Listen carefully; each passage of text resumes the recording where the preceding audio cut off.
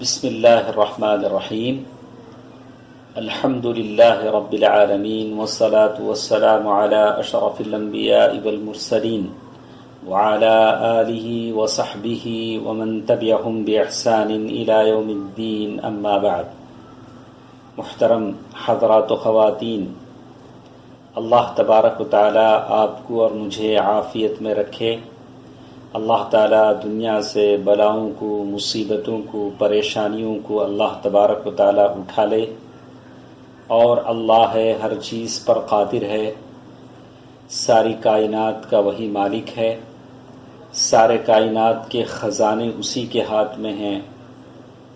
اللہ تبارک و تعالیٰ ہم تمام کی حالتوں پر رحم فرمائے، آمین۔ محترم حضرات و خواتین، گزشتہ درسوں میں ہم نے اخلاص کے بارے میں بہت ساری باتیں سنا، اور اخلاص کو جو چیز ختم کر دیتی ہے وہ ریاکاری ہے، شہرت طلبی ہے۔ آج کے اس درس میں مجھے آپ کے سامنے بات کہنی ہے ریا کے تعلق سے۔ ریاکاری دکھاوے کو کہتے ہیں۔ اصل میں الریا عربی کا لفظ ہے، مصدر ہے رآ یرائی مراعاتن سے، وریاءن، اور عرب کے لوگ اس لفظ کو وہاں استعمال کرتے ہیں جب ایسی چیز بتلائی جائے جو حقیقت کے خلاف ہو۔ ایک آدمی خشوع خضوع کا اظہار کرے اور وہ خاشع نہ ہو، ایک آدمی تقوی کا اظہار کرے وہ متقی نہ ہو، اور اپنے اعمال سے ایسے کچھ وہ ظاہر کرے کہ وہ اللہ تعالیٰ کی خوشنودی چاہتا ہے، لیکن وہ لوگوں کے دلوں میں اس عمل سے جگہ بنانا چاہتا ہے۔ ریاکاری کرنے والے کا مقصد یہ ہوتا ہے کہ لوگ اس کی تعریف کریں اور اس کی قدر و منزلت کو بڑھا دیں۔ اسی لیے علماء کرام ریا کی تعریف میں بہت ساری باتیں کہتے ہیں کہ ریا کس کو کہتے ہیں، تو بہت ساری تعریفیں علماء کرام نے کی۔ میں ایک تعریف آپ تمام حضرات کے سامنے بتا دینا چاہتا ہوں۔ ریاکاری کہتے ہیں هو اظہار العبادت لقصد رؤیت الناس فیحمدوا صاحبها، عبادت کو ظاہر کرنا تاکہ لوگوں کو دکھائیں، لوگوں کو دکھانے کا ارادہ ہو، اور نیت یہ ہو کہ لوگ اس کی تعریف کریں۔ یہ سب سے دقیق تعریف ہے، اور اسی کو ابن حجر رحمہ اللہ تعالی نے اختیار کیا ہے اپنی کتاب، جس کا ذکر ابو نعیم نے ذکر کیا ہے۔ اور اس میں تعریف میں یہ ہے کہ ریاکاری کہتے ہیں کہ اپنی عبادت کا اظہار کرنا اس نیت سے کہ لوگ دیکھیں اور اس کی تعریف کریں۔ تو ریاکاری کا ایک مقصد یہ تو ظاہر ہو گیا کہ لوگوں کو دکھانا ہے، اور ریاکاری کا تعلق ہے آنکھوں سے۔ تو آدمی لوگوں کو اپنا عمل دکھاتا ہے، تو ریا کا زیادہ تعلق، رشتہ جڑ جاتا ہے آنکھوں سے، دکھاوے سے، جس کو ہم عام لفظوں میں، دکنی لفظوں میں کہتے ہیں کہ دکھاوا۔ بعض لوگوں نے فرق کیا ہے ریاکاری اور اخلاص کے بارے میں، کہا کہ ان المرائی یعمل لیرا، دکھاوا کرنے والا اس کا مقصد یہ ہوتا ہے کہ لوگوں کو دکھائیں، لیکن مخلص عمل اس لیے کرتا ہے کہ وہ اللہ تعالیٰ کی رضامندی کو پہنچ جائے، رضامندی کو پالے۔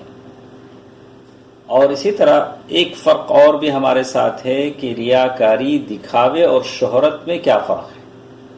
تو کل میں نے شاید بیان کیا تھا کہ ریاکاری کرنے والے کا، اس کا دکھاوا آنکھوں سے ہوتا ہے، مطلب لوگوں کے سامنے نماز پڑھ رہا ہے، بہت خشوع خضوع کا اظہار کر رہا ہے، اور صدقہ کر رہا ہے تو لوگوں کو دکھا دکھا کر رہا ہے کہ لوگ اسے سخی کہیں۔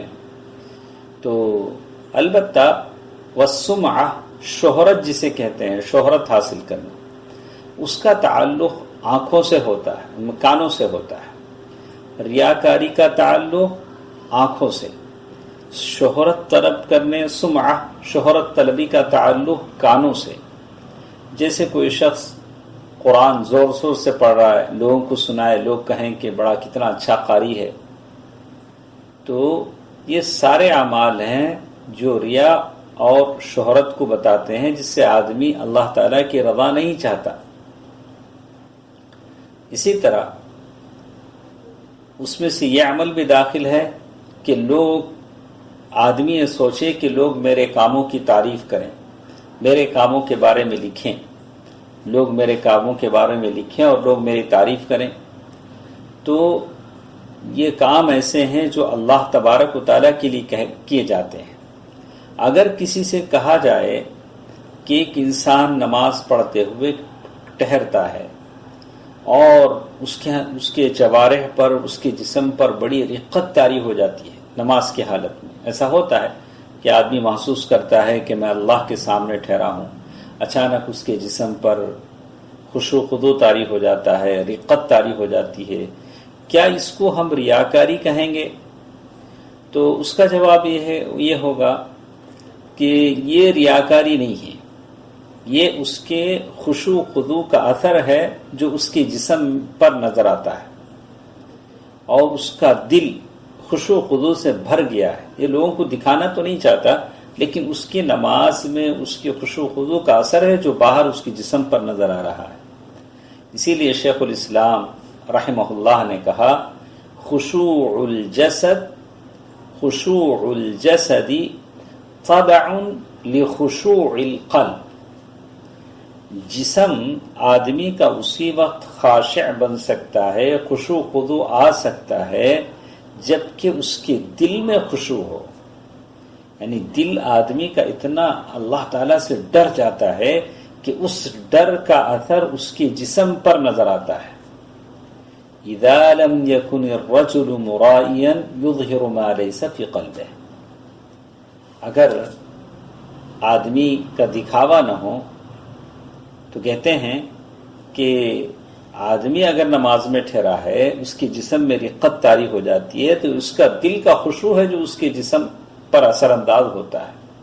تو شیخ الاسلام کی یہ بات ہماری سمجھ میں آ جاتی ہے کہ خشوع الجسد طبع لخشوع القلب، یعنی جسم میں خشوع اس وقت طاری ہوتا ہے جب اس کے دل میں خشوع ہوتا ہے۔ مجموع الفتاوی میں شیخ ابن تیمیہ رحمہ اللہ نے، شیخ الاسلام ابن تیمیہ رحمہ اللہ نے اس کا ذکر کیا ہے۔ ابن قیم رحمہ اللہ ایک جگہ لکھتے ہیں، الفرق بین خشوع الایمان و خشوع النفاق، خشوع الایمان، ایمان کے خشوع اور منافقت کے خشوع میں فرق ہوتا ہے۔ خشوع مانے خوف، تھوڑا سا فرق ہے خشوع اور خوف میں، انشاءاللہ آئندہ چل کر ہم بتائیں گے خشوع اور خوف میں کیا فرق ہے۔ تو ایمان کا خشوع الگ ہوتا ہے، نفاق کا خشوع الگ ہوتا ہے۔ ایمان کا خشوع یہ ہوتا ہے، ہوا خشوع القلب للہ، اللہ تبارک و تعالیٰ کے لیے آدمی کا دل کانپ اٹھے، اللہ تبارک و تعالیٰ کی تعظیم میں، اس کے جلال میں، اس کے وقار میں، اس کے خوف میں اللہ سے شرما کر، فینکسر القلب للہ، آدمی کا دل بالکل منکسر المزاج آدمی ہو جائے، منکسر القلب ہو جائے، اللہ تبارک و تعالیٰ کی جناب میں، اللہ تبارک و تعالیٰ کی محبت میں، اللہ کے خوف میں، تو آدمی کا دل ایک دم کانپ اٹھتا ہے۔